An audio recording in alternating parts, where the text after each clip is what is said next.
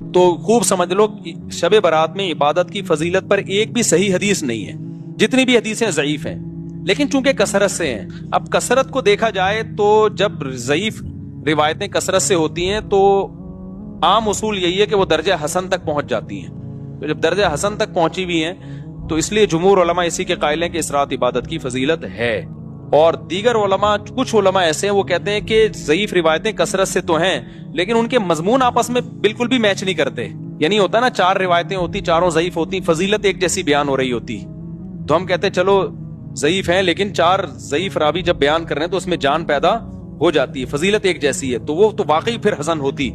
لیکن فضیلتوں میں بھی بہت فرق ہے، یعنی ایک راوی بالکل کچھ اور بیان کر رہا ہے، دوسرا بالکل ڈیفرنٹ بیان کر رہا ہے. تو اس لیے بعض علماء نے تو بالکل ہی فضیلت کا انکار کر دیا کہ کچھ بھی نہیں ہے. لیکن جمہور علماء کیونکہ وہ روایات کثرت سے ہیں اور وہ جمہور میں بھی بڑے بڑے علماء ہیں، تو اس لیے بالکل اس کو بدعت قرار دینا اس رات کی عبادت کو، یہ بھی کوئی علمی شخصیت یہ دعویٰ نہیں کر سکتی جس نے تمام روایتوں کا مطالعہ کیا ہو. تو اس لیے اس کو بالکل بدعت کہنا بھی ٹھیک نہیں ہے. تو اگر کوئی عبادت کرنا چاہے تو امید ہے اللہ کی رحمت سے اس کو اس رات ثواب دوسری راتوں سے زیادہ ملے گا.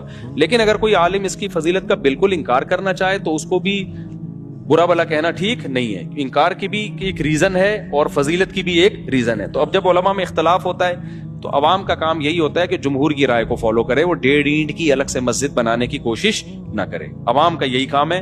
لیکن اگر کوئی عالم انکار کر رہا ہے تو اس پہ طنز نہ کرے، لیکن جو انکار کر رہا ہے اس کو بھی چاہیے دوسروں کے احترام کے ساتھ انکار کرے.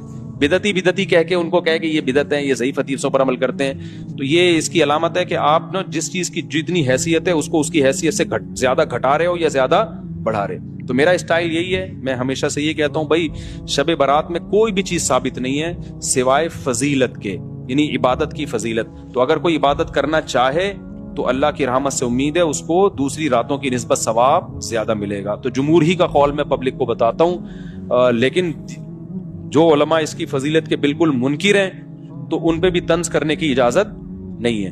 میری اپنی ذاتی رائے کیا ہے وہ میں آپ کو نہیں بتاتا، کیوں آپ میرے مقلد تھوڑی ہو. جو جمہور علماء کہہ رہے ہیں آپ ان کی رائے پر عمل کرو. سمجھتے ہو کہ نہیں سمجھتے؟